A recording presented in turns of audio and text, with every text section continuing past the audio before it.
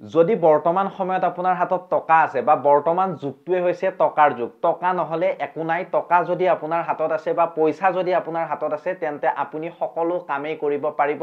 ডাঙৰ বেমাৰ হওক, কিবা সৰু সুৰা কেছ হওক বা ডাঙৰ কেছে হওক, আপোনালোকে টকাৰে সমাধান কৰিব পাৰে। কিন্তু এটা কথা কেতিয়াবা আপোনালোকে ভাবিছেনে যে চৰকাৰে বহুত নোট ছপা কৰি দেশবাসীক কিয় কোটিপতি নকৰে? এই কথাটোৰ উত্তৰ আপুনি বিচাৰি পাইছে নেকি? যদি পোৱা নাই আজিৰ এই ভিডিঅ'ত মই আপোনালোকক জনাম। নমস্কাৰ, মই মিঠুৱে আপোনালোকক স্বাগতম জনাইছো আজিৰ এটা গুৰুত্বপূৰ্ণ অধ্যায়লৈ। গতিকে ভিডিঅ'টো শেষলৈকে চাব। চেনেলত যদি নতুন চেনেলটো ছাবস্ক্ৰাইব কৰিব আৰু ফেচবুকত আমাৰ যিখিনি দৰ্শকে চাই আছে ফেচবুক পেজটো ফলো কৰি ল'ব আৰু আমাৰ যিটো ভিডিঅ'টো শ্বেয়াৰ কৰি দিবলৈ নেপাহৰিব। এতিয়া চাব, যেতিয়া সকলোৱে কোটিপতি হ'ব আমাৰ দেশৰ, তেতিয়া আমাৰ দেশৰ পৰা দৰিদ্ৰতা স্বয়ংক্ৰিয়ভাৱে আঁতৰি যাব। আপোনালোকে এই কথাটো মনত ৰাখিব, যেতিয়া সকলোৱে কোটিপতি হ'ব তেতিয়া আমাৰ দেশৰ পৰা বা আমাৰ দেশ ভাৰতবৰ্ষৰ পৰা স্বয়ংক্ৰিয়ভাৱে আঁতৰি যাব দৰিদ্ৰতা। কিন্তু আপুনি হয়তো তেনেকৈ ভাবিছে, কিন্তু যেতিয়া চৰকাৰে বহুত নোট ছপা কৰিবলৈ আৰম্ভ কৰিব তেতিয়া কি হ'ব আপুনি এবাৰ ভাবিছেনে? তেতিয়া আপোনালোকে মনত ৰাখিব ধনী মানুহবোৰ দুখীয়া হৈ পৰিব। কিন্তু কেনেকৈ হয়তো আপুনি ভাবিছে। এতিয়া চাব, মই সম্পূৰ্ণ তথ্যবিলাক আপোনালোকক দিবলৈ চেষ্টা কৰিম আৰু আপোনালোকে কমেন্ট সেকশনত কমেন্ট কৰিব, মতামতবিলাক দাঙি ধৰিব। অৰ্থনীতিবিদ থাকে কিছুমান, আপোনালোকে মনত ৰাখিব, সকলো দেশতে থাকে অৰ্থনীতিবিদ। সেই অৰ্থনীতিবিদসকলে কৈছে যে কোনো দেশে নিজৰ ইচ্ছামতে নোট ছপা কৰিব নোৱাৰে। নোট ছপা কৰাৰ বাবে কিছুমান নিয়ম নীতি প্ৰস্তুত কৰাই থাকে। যিকোনো এখন দেশত নিয়ম নীতি প্ৰস্তুত কৰা হয় আৰু সেই নিয়ম নীতি যদি নামানে তেতিয়া বহুতো অসুবিধা আহি পৰে। আৰু সেই নিয়ম নীতিবিলাকো মই আপোনালোকক জনাই যাম। যদি কোনো এখন দেশত বহুত নোট ছপা কৰিবলৈ আৰম্ভ কৰি দিয়ে তেন্তে হঠাতে সকলোৰে হাতত বহুত টকা আহি যাব বা বহুত টকা দুখীয়া মানুহেও পাব, ধনী মানুহেও পাব। কিন্তু তেওঁলোকৰ প্ৰয়োজনো মানে বাঢ়ি থাকিব সেই টকাক লৈ। আৰু ইয়াৰ বাবে মুদ্ৰাস্ফীতি আপোনালোকৰ আকাশলংঘী হৈ যাব। মুদ্ৰাস্ফীতিৰ কথা যদি জানে আপোনালোকে নিশ্চয় বুজি পাইছে। আৰু মুদ্ৰাস্ফীতি আকাশলংঘী হ'ব। যদি আপোনালোকে বুজি পোৱা নাই মুদ্ৰাস্ফীতি কি হয়, আপোনালোকে কমেন্টত কমেন্ট কৰিব। আৰু নিজৰ ইচ্ছামতে যদি নোট ছপা কৰে তেতিয়া কি হ'ব আপোনালোকে মনত ৰাখিব। এনে বহু গোচৰ পোহৰলৈ আহিছে যে কিছুমান দেশ আছে যিয়ে নিয়মতকৈ অধিক নোট ছপা কৰাৰ বাবে ভুল কৰিছিল, যাৰ বাবে আজিলৈকে শাস্তি ভোগ কৰি আছে সেই দেশসমূহে। আপোনালোকে মনত ৰাখিব, দক্ষিণ আফ্ৰিকাত অৱস্থিত আপোনালোকে জানে জিম্বাবুৱেৰ এটা সময়ত অত্যাধিক আপোনালোকৰ টকা ছপা কৰিছিল সেই দেশখনে। আৰু সেই দেশখনে বহুত টকা মানে ছপা কৰি গোটেই মানে যিটো টকাৰ অভাৱ সেই টকাৰ অভাৱটো পূৰণ কৰি দিছিলে। আৰু সেইবাবে মুদ্ৰাৰ মূল্য ইমানেই কমি আহিছিল যে ৰুটি, কণী, আপোনালোকৰ ঘুগুনি, ধৰক চিকেন পকৰা, তেনেকুৱা ধৰণৰ বস্তু বা মৌলিক বস্তু বুলি কম মই আপোনালোকক, সেই মৌলিক বস্তুবিলাক যেতিয়া আপোনালোকৰ জিম্বাবুৱেৰ মানুহে কিনিবলৈ গৈছিল এটা সময়ত, কিনিবলৈ গ'লে দোকানত নোট ভৰ্তি বেগ লৈ এটা যাব লাগিছিল। ধৰক আপুনি এই ডাঙৰ ডাঙৰ যিবিলাক বেগ থাকে, ধৰক কলেজ বেগ হওক, এই ট্ৰেভেল কৰা বেগ হওক, তেনেকুৱা ধৰণৰ বেগ লৈ যাব লাগিব যদি আপুনি কিবা বেছিকৈ খাম বুলি যাব বিচাৰে। গতিকে তেনেকুৱা বেগ কঢ়িয়াই নিব লগা হৈছিল আৰু বৰ্তমান সময়তো হৈ আছে তেওঁলোকৰ। আৰু মুদ্ৰাৰ নোট অত্যাধিক ছপা হোৱাৰ বাবে এক মাৰ্কিন ডলাৰৰ মূল্য তেওঁলোকৰ 2.5 কোটি জিম্বাবুৱে ডলাৰৰ সমান হৈ গৈছিল।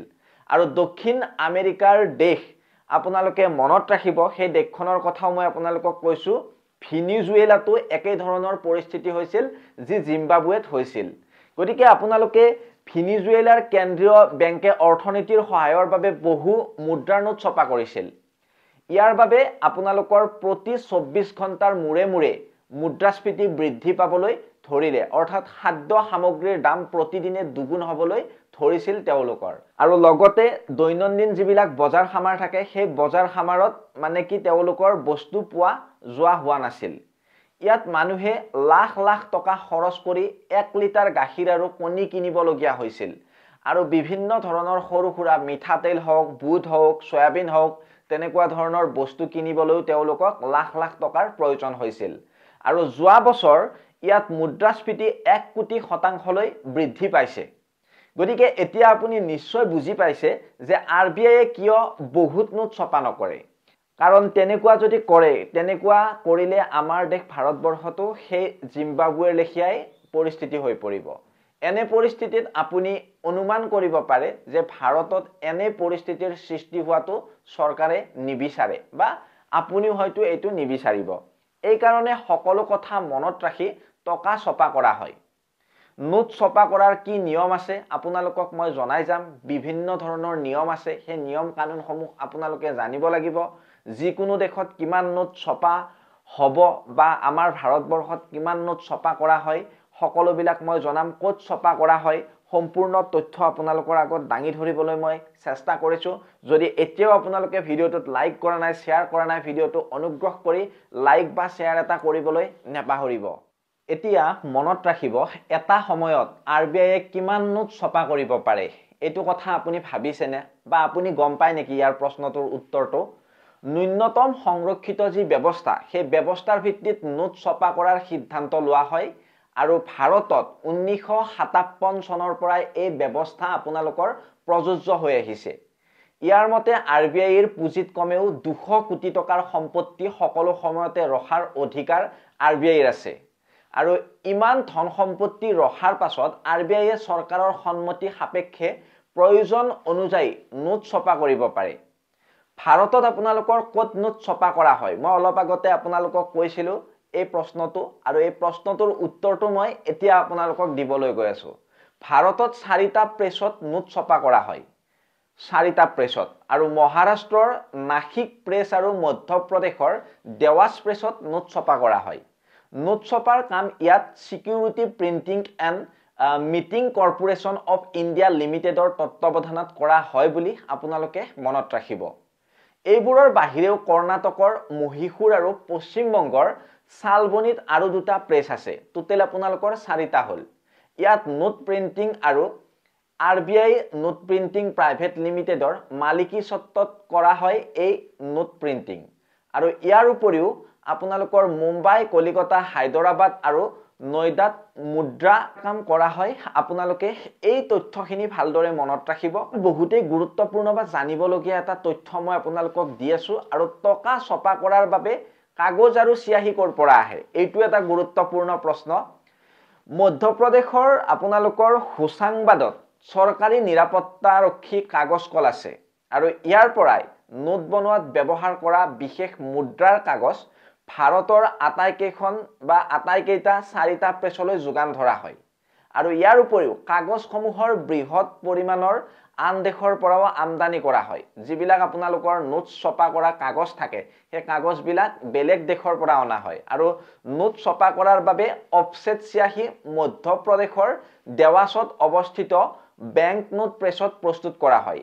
আৰু আপোনালোকে নাভাবিব যে নোট ছপা কৰা যিটো আপোনালোকৰ চিয়াহী, আমাৰ যিটো 500 টকীয়া, 1000 টকীয়া, 10 টকীয়া, 20 টকীয়া এইবিলাক নোট মানে আমাৰ দোকানত পোৱা চিয়াহীৰে এইবিলাক মানে নবনায়।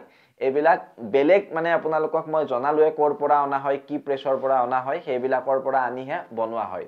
আৰু আনহাতে নোটখনত দেখা পোৱা উঠা ছপা ইয়াৰ চিয়াহী মানে ছিকিমত অৱস্থিত ছুইজাৰলেণ্ডৰ এটা প্ৰতিষ্ঠানৰ ইউনিট আপোনালোকৰ চিকপাত তৈয়াৰ কৰা হয় বুলিও জানিব পৰা যায়। আৰু এতিয়া প্ৰশ্ন এটা আছে যে 200 টকীয়া, 500 টকীয়া আৰু 2000 টকীয়া ছপা কৰিবলৈ আপোনাৰ কিমান টকা খৰচ হয়? টকা ছপা কৰিবলৈ টকাৰ প্ৰয়োজন হয়, কিন্তু কিমান টকাৰ প্ৰয়োজন হয় সেয়া মই আপোনালোকক জনাম। RBIয়ে এখন এটকীয়া নোটৰ বাহিৰে সকলো মুদ্ৰাৰ নোট ছপা কৰে। বাৰ্ষিক প্ৰতিবেদনত RBIয়ে কয় যে 200 টকীয়া এখন নোট ছপা কৰিলে 2.93 টকা খৰচ হয়। আৰু 500 টকা ছপাৰ খৰচ আপোনালোকৰ 2.94 টকা। আৰু 2000 টকা আপোনালোকৰ ছপা কৰিবলৈ 3.54 টকা খৰচ হয়। গতিকে এতিয়া প্ৰায় 2000 টকীয়া নোহোৱাই হৈ গৈছে, যিহেতু আপোনালোকৰ পইচা বেছি খৰচ হয় সেই নোট কেইখন ছপাৰ বাবে। সেইবাবে মানে 2000 টকীয়া নোটটো এতিয়া প্ৰায় বন্ধই হৈ গৈছে। আৰু আপোনালোকে এই ইনফৰমেশ্যনটো জানি কেনেকুৱা পালে কমেণ্ট ছেকশ্যনত কমেণ্ট কৰিব। যদি ভিডিঅ'টো ভাল লাগিলে শ্বেয়াৰ কৰিব। গতিকে মই মিঠুৱে বিদায় মাগিছোঁ অন্য এটা ভিডিঅ'ত লগ পোৱাৰ প্ৰতিশ্ৰুতিৰে। ধন্যবাদ। জয় অসম।